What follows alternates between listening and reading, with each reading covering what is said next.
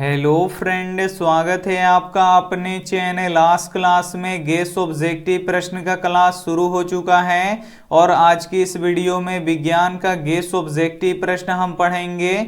विज्ञान के हम टोटल 300 गेस ऑब्जेक्टिव प्रश्न हम आपको बताएंगे जो आपके फाइनल बोर्ड परीक्षा के लिए काफी महत्वपूर्ण रहेगा। और इस 300 गेस ऑब्जेक्टिव प्रश्न को अगर आप अच्छी तरीके से पढ़ लेते हैं, याद कर लेते हैं, तो फाइनल बोर्ड परीक्षा में विज्ञान से आपका एक भी प्रश्न नहीं छूटेगा, ये हमारा गारंटी है। तो इस 300 गेस ऑब्जेक्टिव प्रश्न को आप लोग जरूर पढ़िएगा। और आज की इस वीडियो में हम 50 गेस ऑब्जेक्टिव प्रश्न बताएंगे। ये वीडियो का पार्ट 1 है, इसका पार्ट 2 भी आएगा, इसका पार्ट 3 भी आएगा, तो उसे भी आप लोग देख लीजिएगा। और चैनल को अभी तक आप सब्सक्राइब नहीं किए हैं तो चैनल को सब्सक्राइब कर लीजिएगा। और सब्सक्राइब करने के बाद एक बेल आइकन आता है, तो बेल आइकन को दबा के ऑल पे कर लीजिएगा ताकि जब भी लाइव क्लास हो तो आपके पास नोटिफिकेशन पहुंचता रहे। तो आइए शुरू करते हैं पहले नंबर प्रश्न से। तो पहला नंबर प्रश्न है कि वायुमंडल का कितना प्रतिशत भाग नाइट्रोजन गैस है। ए ऑप्शन है 78%, बी ऑप्शन है 70%, सी ऑप्शन है 75%, डी ऑप्शन है 90%। तो यहाँ पे आपको बताना है कि वायुमंडल का कितना प्रतिशत भाग नाइट्रोजन गैस है। तो 78% है, इसे आपको याद रखना है। यहाँ पे ए वाला ऑप्शन बिल्कुल ही सही हो जाएगा। और वायुमंडल में कितना प्रतिशत ऑक्सीजन गैस पाया जाता है, तो लगभग 21% पाया जाता है, इसे आपको याद रखना है। और कार्बन डाइऑक्साइड 0.03% पाया जाता है, तो ये भी साथ में आपको याद रखना है। आइए देखते हैं अगला प्रश्न, 2 नंबर प्रश्न है कि स्वच्छ जल का पीएच मान होता है। ए ऑप्शन है 7, बी ऑप्शन है 7 से कम, सी ऑप्शन है 7 से अधिक, डी ऑप्शन है 0। तो यहाँ पे आपको बताना है कि स्वच्छ जल का पीएच मान होता है। तो स्वच्छ जल का पीएच मान कितना होता है, 7 होता है। यहाँ पे ए वाला ऑप्शन बिल्कुल ही सही हो जाएगा। और जिस विलयन का पीएच मान 7 से कम होगा वो अम्लीय होगा, इसे आपको याद रखना है। और जिस विलयन का पीएच मान 7 से अधिक होगा तो वो क्षारीय होगा, तो ये भी साथ में आपको याद रखना है। आइए देखते हैं अगला प्रश्न, 3 नंबर प्रश्न है कि निम्न में से किसका उपयोग फल पकाने में किया जाता है। ए ऑप्शन है ऑक्सीन का, बी ऑप्शन है एथिलीन का, सी ऑप्शन है साइटोकाइनिन का, डी ऑप्शन है जिब्रेलिन्स का। तो यहाँ पे आपको बताना है कि निम्न में से किसका उपयोग फल पकाने में किया जाता है। तो एथिलीन का किया जाता है, यहाँ पे बी वाला ऑप्शन बिल्कुल ही सही हो जाएगा। और पेड़ पौधों का वृद्धि हार्मोन कौन होता है, तो ऑक्सीन और जिब्रेलिन्स होता है, तो ये भी साथ में आपको याद रखना है। आइए देखते हैं अगला प्रश्न, 4 नंबर प्रश्न है कि चींटी और मधुमक्खी के डंक में कौन सा अम्ल पाया जाता है। ए ऑप्शन है सिट्रिक अम्ल, बी ऑप्शन है एसिटिक अम्ल, सी ऑप्शन है मेथेनोइक अम्ल, डी ऑप्शन है लैक्टिक अम्ल। तो यहाँ पे आपको बताना है कि चींटी और मधुमक्खी के डंक में कौन सा अम्ल पाया जाता है। तो मेथेनोइक अम्ल पाया जाता है, यहाँ पे सी वाला ऑप्शन बिल्कुल ही सही हो जाएगा। और दूध और दही में कौन सा अम्ल पाया जाता है, तो लैक्टिक अम्ल पाया जाता है, तो ये भी साथ में आपको याद रखना है। आइए देखते हैं अगला प्रश्न, 5 नंबर प्रश्न है कि वायुमंडल में किस रंग का प्रकीर्णन अधिक होता है। ए ऑप्शन है लाल रंग का, बी ऑप्शन है नीला रंग का, सी ऑप्शन है पीला रंग का, डी ऑप्शन है नारंगी रंग का। तो यहाँ पे आपको बताना है कि वायुमंडल में किस रंग का प्रकीर्णन अधिक होता है। तो नीला रंग का प्रकीर्णन सबसे अधिक होता है, यहाँ पे बी वाला ऑप्शन बिल्कुल ही सही हो जाएगा। इसीलिए जो हमारा आकाश होता है वो नीला दिखाई देता है। वीडियो को अभी तक आप लाइक नहीं किए तो प्लीज आप लोग वीडियो को लाइक कर दीजिए। आइए देखते हैं अगला प्रश्न, 6 नंबर प्रश्न है कि अनुकुंचन गति किस पौधे में होता है। ए ऑप्शन है मटर के पौधे में, बी ऑप्शन है छुई मुई में, सी ऑप्शन है शैवाल में, डी ऑप्शन है गुलाब में। तो यहाँ पे आपको बताना है कि अनुकुंचन गति किस पौधे में होता है। तो छुई मुई के पौधे में होता है, इसे आपको याद रखना है। यहाँ पे बी वाला ऑप्शन बिल्कुल ही सही हो जाएगा। आइए देखते हैं अगला प्रश्न, 7 नंबर प्रश्न है कि मनुष्यों में चीनी का पाचन कौन सा हार्मोन सहायक होता है। ए ऑप्शन है इंसुलिन, बी ऑप्शन है एंजाइम, सी ऑप्शन है एथिलीन, डी ऑप्शन है एब्सिसिक। तो यहाँ पे आपको बताना है कि मनुष्यों में चीनी के पाचन में कौन सा हार्मोन सहायक होता है, तो इंसुलिन होता है, इसे आपको याद रखना है। यहाँ पे ए वाला ऑप्शन बिल्कुल ही सही हो जाएगा। और जब शरीर में इंसुलिन नामक हार्मोन की कमी हो जाती है तो कौन सा रोग होता है, तो मधुमेह रोग होता है, तो इसे भी साथ में आपको याद रखना है। आइए देखते हैं अगला प्रश्न 8 नंबर प्रश्न है कि यूरेनियम का प्रमुख उत्पादक स्थल कौन सा है। ए ऑप्शन है डिगबोई, बी ऑप्शन है झरिया, सी ऑप्शन है घाटशिला, डी ऑप्शन है जादूगोड़ा। तो यहाँ पे आपको बताना है कि यूरेनियम का प्रमुख उत्पादक स्थल कौन सा है, तो जादूगोड़ा है, इसे आपको याद रखना है। यहाँ पे डी वाला ऑप्शन बिल्कुल ही सही हो जाएगा। और यूरेनियम दुनिया का सबसे महंगा पदार्थ है, तो ये भी साथ में आपको याद रखना है। आइए देखते हैं अगला प्रश्न 9 नंबर प्रश्न है कि रक्त में आयरन की कमी से कौन सा रोग होता है। ए ऑप्शन है टीबी, बी ऑप्शन है मधुमेह, सी ऑप्शन है एनीमिया, डी ऑप्शन है उच्च रक्तचाप। तो यहाँ पे आपको बताना है कि रक्त में आयरन की कमी से कौन सा रोग होता है, तो रक्त में आयरन की कमी से एनीमिया रोग होता है। यहाँ पे सी वाला ऑप्शन बिल्कुल ही सही हो जाएगा। और रक्त लाल किसके कारण से दिखाई देता है, तो हीमोग्लोबिन के कारण से दिखाई देता है। और रक्त का पीएच मान कितना होता है, तो 7.4 होता है, तो इसे भी साथ में आपको याद रखना है। आइए देखते हैं अगला प्रश्न 10 नंबर प्रश्न है कि आपतन कोण किसके बराबर होता है। ए ऑप्शन है अपवर्तन कोण के, बी ऑप्शन है अभिलंब के, सी ऑप्शन है आपतित किरण के, डी ऑप्शन है इनमें से कोई नहीं। तो यहाँ पे आपको बताना है कि आपतन कोण किसके बराबर होता है, तो आपतन कोण अपवर्तन कोण के बराबर होता है। यहाँ पे ए वाला ऑप्शन बिल्कुल ही सही हो जाएगा। और प्रकाश के परावर्तन के कितने नियम होते हैं, तो 2 नियम होते हैं। और प्रकाश के अपवर्तन के कितने नियम होते हैं, तो 2 ही नियम होते हैं, तो ये भी साथ में आपको याद रखना है। आइए देखते हैं अगला प्रश्न 11 नंबर प्रश्न है कि निम्न में से कौन ऊर्जा का अनवीकरणीय स्रोत है। ए ऑप्शन है जल, बी ऑप्शन है सौर ऊर्जा, सी ऑप्शन है पेट्रोलियम, डी ऑप्शन है पवन। तो यहाँ पे आपको बताना है कि निम्न में से कौन ऊर्जा का अनवीकरणीय स्रोत है, यानी वो आने वाले समय में खत्म हो जाएगा, तो पेट्रोलियम है, इसे आपको याद रखना है। यहाँ पे सी वाला ऑप्शन बिल्कुल ही सही हो जाएगा। आइए देखते हैं अगला प्रश्न 12 नंबर प्रश्न है कि पानी से भरी हुई बाल्टी में रखा हुआ छड़ मुड़ा हुआ प्रतीत होता है किसके कारण। ए ऑप्शन है प्रकाश के अपवर्तन के कारण, बी ऑप्शन है प्रकाश का परावर्तन के कारण, सी ऑप्शन है प्रकाश का प्रकीर्णन के कारण, डी ऑप्शन है प्रकाश का विवर्तन के कारण। तो यहाँ पे आपको बताना है कि पानी से भरी हुई बाल्टी में रखा हुआ छड़ मुड़ा हुआ प्रतीत होता है किसके कारण, तो प्रकाश के अपवर्तन के कारण से होता है, इसे आपको याद रखना है। यहाँ पे ए वाला ऑप्शन बिल्कुल ही सही हो जाएगा। आइए देखते हैं अगला प्रश्न 13 नंबर प्रश्न है कि अपसारी लेंस निम्न में से कौन सा है। ए ऑप्शन है उत्तल लेंस, बी ऑप्शन है अवतल लेंस, सी ऑप्शन है समतल लेंस, डी ऑप्शन है इनमें से कोई नहीं। तो यहाँ पे आपको बताना है कि अपसारी लेंस निम्न में से कौन सा है, तो अपसारी लेंस अवतल लेंस को कहते हैं, इसे आपको याद रखना है। यहाँ पे बी वाला ऑप्शन बिल्कुल ही सही हो जाएगा। और उत्तल लेंस को अभिसारी लेंस कहते हैं, तो ये भी साथ में आपको याद रखना है। आइए देखते हैं अगला प्रश्न 14 नंबर प्रश्न है कि किस प्रतिबिंब को पर्दे पे उतारा जा सकता है। ए ऑप्शन है वास्तविक प्रतिबिंब को, बी ऑप्शन है काल्पनिक प्रतिबिंब को, सी ऑप्शन है दोनों को, डी ऑप्शन है इनमें से कोई नहीं। तो यहाँ पे आपको बताना है कि किस प्रतिबिंब को पर्दे पे उतारा जा सकता है, तो वास्तविक प्रतिबिंब को हम पर्दे पर उतार सकते हैं। यहाँ पे ए वाला ऑप्शन बिल्कुल ही सही हो जाएगा। और काल्पनिक प्रतिबिंब को हम पर्दे पर नहीं उतार सकते हैं, तो ये भी साथ में आपको याद रखना है। आइए देखते हैं अगला प्रश्न 15 नंबर प्रश्न है कि अवतल लेंस का फोकस कैसी होती है। ए ऑप्शन है धनात्मक, बी ऑप्शन है ऋणात्मक, सी ऑप्शन है दोनों, डी ऑप्शन है इनमें से कोई नहीं।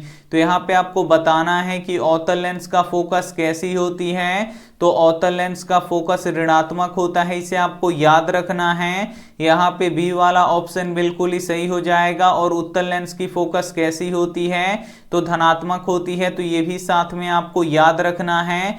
हम विज्ञान के काफी महत्वपूर्ण गैस ऑब्जेक्टिव प्रश्न बता रहे हैं, तो एक भी प्रश्न आप लोग स्किप मत कीजिएगा। वीडियो को प्लीज आप लोग शुरू से लेके अंत तक देखिएगा और वीडियो को अभी तक आप लाइक नहीं किए तो प्लीज आप लोग वीडियो को लाइक कर दीजिएगा। और अभी तक आप हमारे व्हाट्सएप ग्रुप में नहीं जुड़े हैं तो ये हमारा व्हाट्सएप नंबर है 8789307304। इस पे आपको बोलना है कि सर हमें ग्रुप में जोड़ दीजिए तो हम आपको ग्रुप में जोड़ देंगे। आइए देखते हैं अगला प्रश्न 16 नंबर प्रश्न है कि प्रतिबिंब की ऊंचाई तथा वस्तु के ऊंचाई के अनुपात को क्या कहते हैं। ए ऑप्शन है फोकस, बी ऑप्शन है ध्रुव, सी ऑप्शन है आवर्धन, डी ऑप्शन है वक्रता केंद्र। तो यहाँ पे आपको बताना है कि प्रतिबिंब की ऊंचाई तथा वस्तु के ऊंचाई के अनुपात को क्या कहते हैं, तो आवर्धन कहते हैं। यहाँ पे सी वाला ऑप्शन बिल्कुल ही सही हो जाएगा और आवर्धन को m से सूचित किया जाता है और आवर्धन का कोई भी ऐसा ही मात्रक नहीं होता है, ये मात्रक विहीन होता है,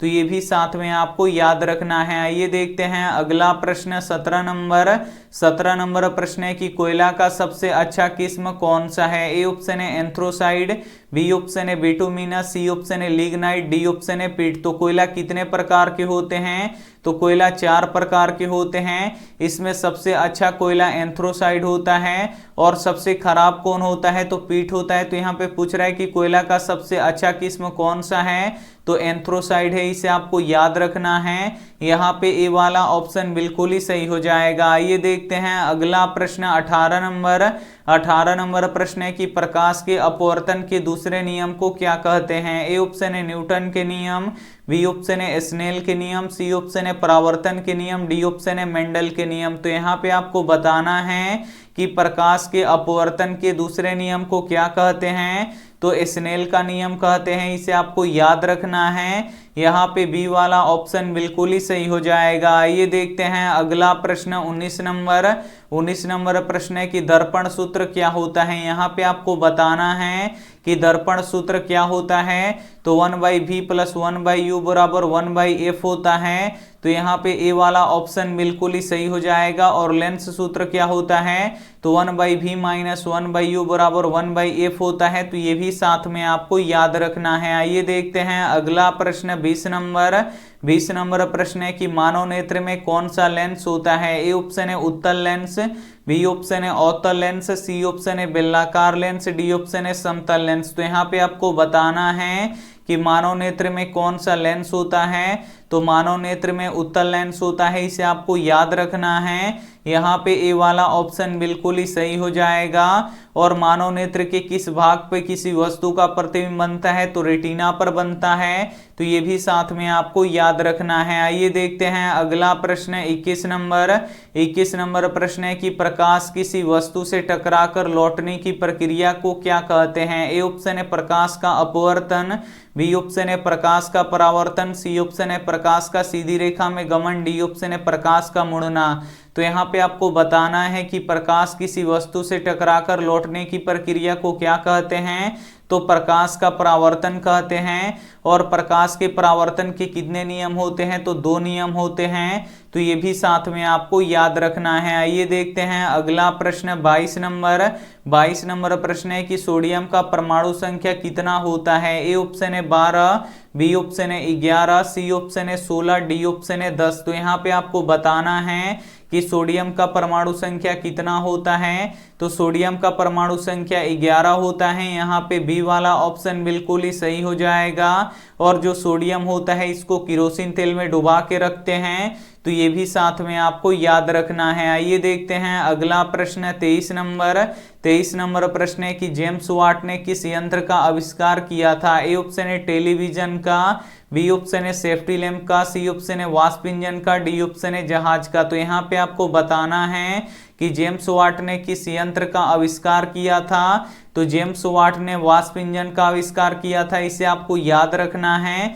यहाँ पे सी वाला ऑप्शन बिल्कुल ही सही हो जाएगा। आइए देखते हैं अगला प्रश्न 24 नंबर प्रश्न है कि लिटमस पत्र किससे प्राप्त होता है। ए ऑप्शन है जूट से, बी ऑप्शन है शीशम से, सी ऑप्शन है लाइकेन से, डी ऑप्शन है बरगद से। तो यहाँ पे आपको बताना है कि लिटमस पत्र किससे प्राप्त होता है, तो लिटमस पत्र लाइकेन से प्राप्त होता है, इसे आपको याद रखना है। यहाँ पे सी वाला ऑप्शन बिल्कुल ही सही हो जाएगा। और लिटमस पत्र से हम अम्ल और क्षार का पता लगाते हैं, तो ये भी साथ में आपको याद रखना है। आइए देखते हैं अगला प्रश्न 25 नंबर प्रश्न है कि भारत का सबसे बड़ा लौह उत्पादक राज्य कौन सा है। ए ऑप्शन है कर्नाटक, बी ऑप्शन है गोवा, सी ऑप्शन है उड़ीसा, डी ऑप्शन है झारखंड। तो यहाँ पे आपको बताना है कि भारत का सबसे बड़ा लौह उत्पादक राज्य कौन सा है, तो कर्नाटक है, इसे आपको याद रखना है। यहाँ पे ए वाला ऑप्शन बिल्कुल ही सही हो जाएगा। और झारखंड में सबसे अधिक कोयला होता है, तो ये भी साथ में आपको याद रखना है। आइए देखते हैं अगला प्रश्न 26 नंबर प्रश्न है कि सूर्य से कौन सा विटामिन मिलता है। ए ऑप्शन है विटामिन ए,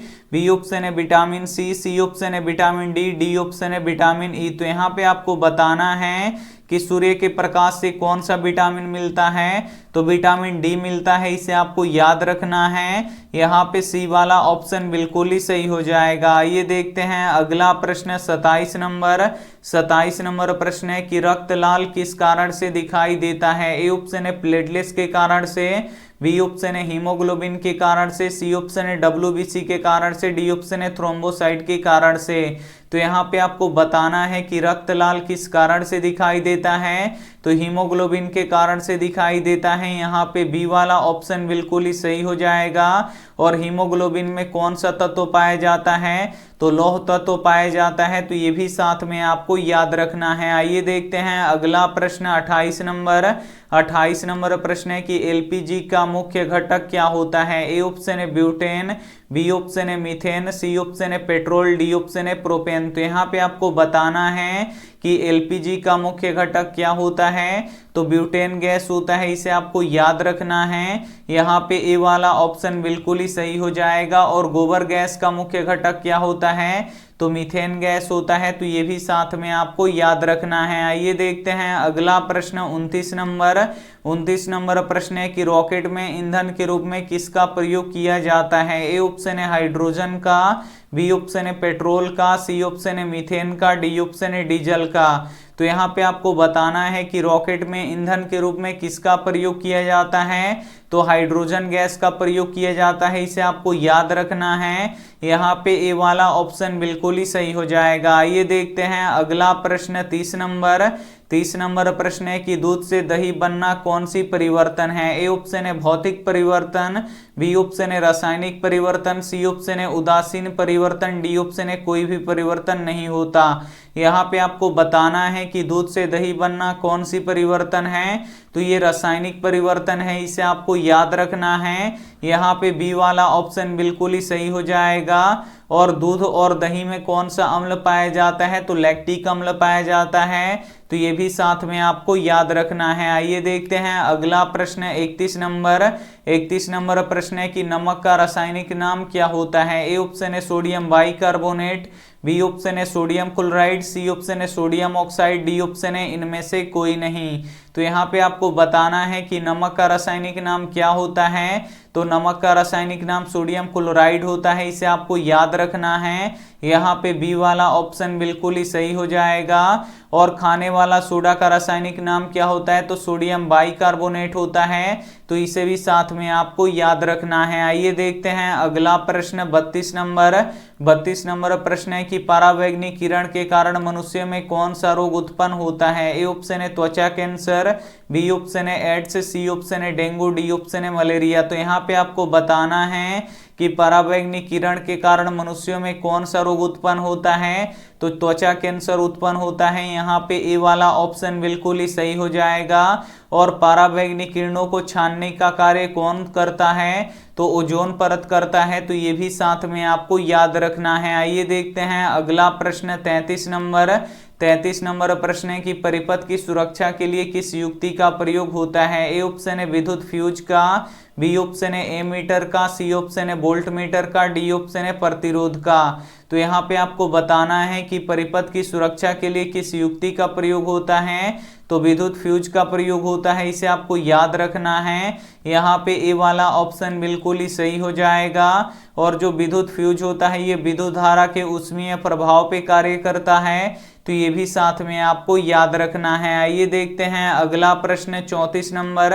34 नंबर प्रश्न है कि भारत में उत्पादित प्रत्यावर्ती धारा की आवृत्ति कितनी होती है। ए ऑप्शन है 50 हर्ट्ज, बी ऑप्शन है 60 हर्ट्ज, सी ऑप्शन है 100 हर्ट्ज, डी ऑप्शन है 80 हर्ट्ज। तो यहाँ पे आपको बताना है कि भारत में उत्पादित प्रत्यावर्ती धारा की आवृत्ति कितनी होती है। तो 50 हर्ट्ज होती है, इसे आपको याद रखना है। यहाँ पे ए वाला ऑप्शन बिल्कुल ही सही हो जाएगा। आइए देखते हैं अगला प्रश्न 35 नंबर। 35 नंबर प्रश्न है कि मां के रुधिर से किसे पोषण मिलता है। ए ऑप्शन है भ्रूण को, बी ऑप्शन है गर्भाशय को, सी ऑप्शन है ग्रीवा को, डी ऑप्शन है शुक्राणु को। तो यहाँ पे आपको बताना है कि मां के रुधिर से किसे पोषण मिलता है। तो भ्रूण को मिलता है, इसे आपको याद रखना है। यहाँ पे ए वाला ऑप्शन बिल्कुल ही सही हो जाएगा। और शुक्राणु का मोचन कहाँ पे होता है, यानी शुक्राणु कहाँ पे बनता है, तो वृषण में बनता है। तो ये भी साथ में आपको याद रखना है। आइए देखते हैं अगला प्रश्न 36 नंबर। 36 नंबर प्रश्न है कि विद्युत बल्ब के भीतर होता है। ए ऑप्शन है निर्वात रहता है, बी ऑप्शन है वायु भरा रहता है, सी ऑप्शन है निष्क्रिय गैस भरा रहता है, डी ऑप्शन है हाइड्रोजन गैस भरा रहता है। यहाँ पे आपको बताना है कि विद्युत बल्ब के भीतर होता है। तो विद्युत बल्ब के भीतर निष्क्रिय गैस भरा रहता है, इसे आपको याद रखना है। यहाँ पे सी वाला ऑप्शन बिल्कुल ही सही हो जाएगा। और जो विद्युत बल्ब का फिलामेंट होता है ये टंगस्टन का बना होता है। तो ये भी साथ में आपको याद रखना है। आइए देखते हैं अगला प्रश्न 37 नंबर। 37 नंबर प्रश्न है कि आवेश के प्रवाह के दर को क्या कहते हैं। ए ऑप्शन है धारा, बी ऑप्शन है प्रतिरोध, सी ऑप्शन है विशिष्ट प्रतिरोध, डी ऑप्शन है चालकता। तो यहाँ पे आपको बताना है कि आवेश के प्रवाह के दर को क्या कहते हैं। तो विद्युत धारा कहते हैं। यहाँ पे ए वाला ऑप्शन बिल्कुल ही सही हो जाएगा। और विद्युत धारा का एसआई मात्रक क्या होता है, एम्पियर होता है। और एम्पियर को ए से सूचित किया जाता है। तो ये भी साथ में आपको याद रखना है। आइए देखते हैं अगला प्रश्न 38 नंबर। 38 नंबर प्रश्न है कि किस गैस के कारण अम्लीय वर्षा होता है। ए ऑप्शन है CO2 के कारण से, बी ऑप्शन है SO2 के कारण से, सी ऑप्शन है CO के कारण से, डी ऑप्शन है Cl के कारण से। तो यहाँ पे आपको बताना है कि किस गैस के कारण से अम्लीय वर्षा होता है। तो SO2 यानी जो सल्फर डाइऑक्साइड होता है इसके कारण से अम्लीय वर्षा होता है। और NO2 के कारण से यहाँ पे अम्लीय वर्षा होता है। और जो अम्लीय वर्षा होता है इसका pH मान 5.6 से कम होता है। तो ये भी साथ में आपको याद रखना है। आइए देखते हैं अगला प्रश्न 39 नंबर।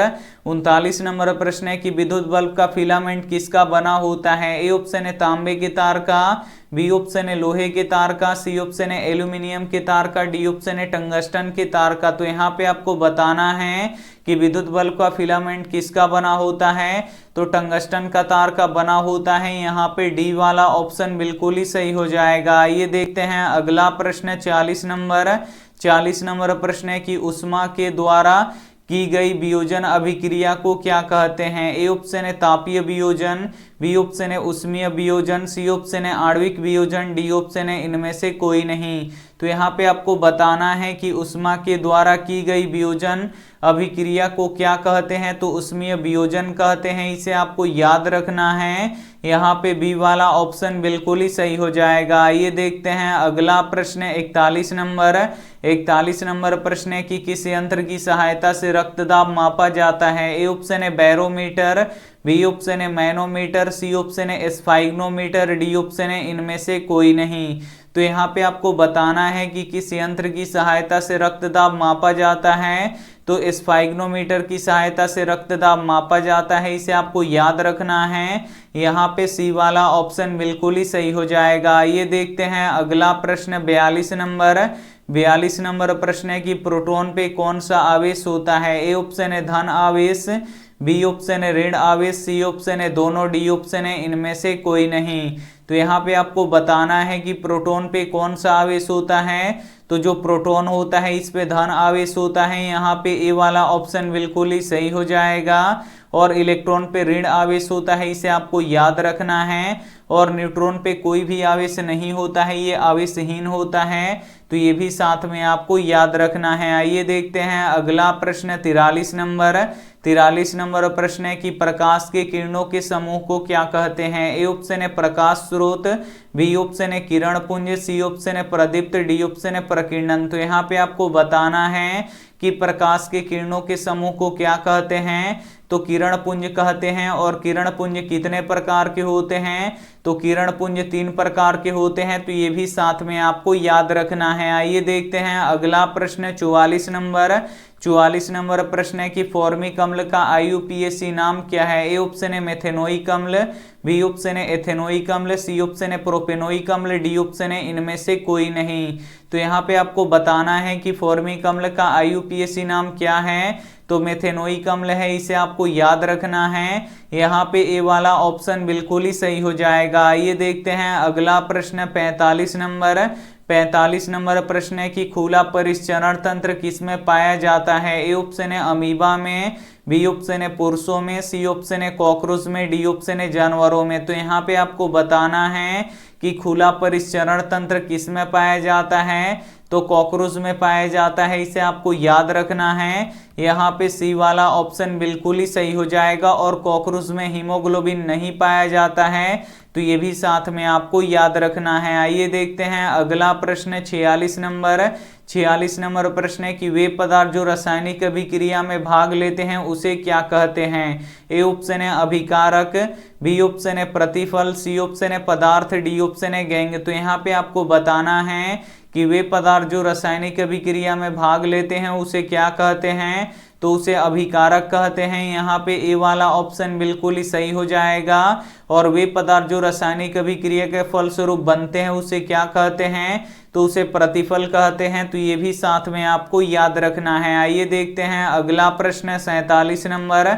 47 नंबर प्रश्न है कि अम्ल भस्म से अभिक्रिया करके लवण तथा जल का निर्माण करता है, तो उस अभिक्रिया को क्या कहते हैं। ए ऑप्शन है संयोजन अभिक्रिया, बी ऑप्शन है वियोजन अभिक्रिया, सी ऑप्शन है उदासीनीकरण अभिक्रिया, डी ऑप्शन है प्रतिस्थापन अभिक्रिया। तो यहाँ पे आपको बताना है कि अम्ल भस्म से अभिक्रिया करके लवण तथा जल का निर्माण करता है, तो उस अभिक्रिया को क्या कहते हैं, तो उदासीनीकरण अभिक्रिया कहते हैं। यहाँ पे सी वाला ऑप्शन बिल्कुल ही सही हो जाएगा। ये देखते हैं अगला प्रश्न 48 नंबर।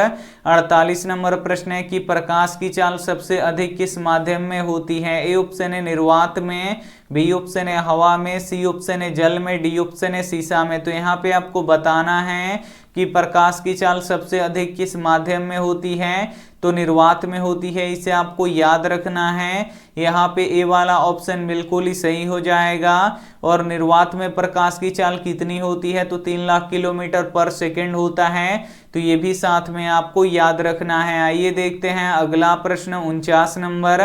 49 नंबर प्रश्न है कि मानव हृदय में कितने कोष्ठ पाए जाते हैं। ए ऑप्शन है 5, बी ऑप्शन है 4, सी ऑप्शन है 3, डी ऑप्शन है 6। तो यहाँ पे आपको बताना है कि मानव हृदय में कितने कोष्ठ पाए जाते हैं, तो मानव हृदय में 4 कोष्ठ पाए जाते हैं। यहाँ पे बी वाला ऑप्शन बिल्कुल ही सही हो जाएगा। आइए देखते हैं अंतिम प्रश्न 50 नंबर।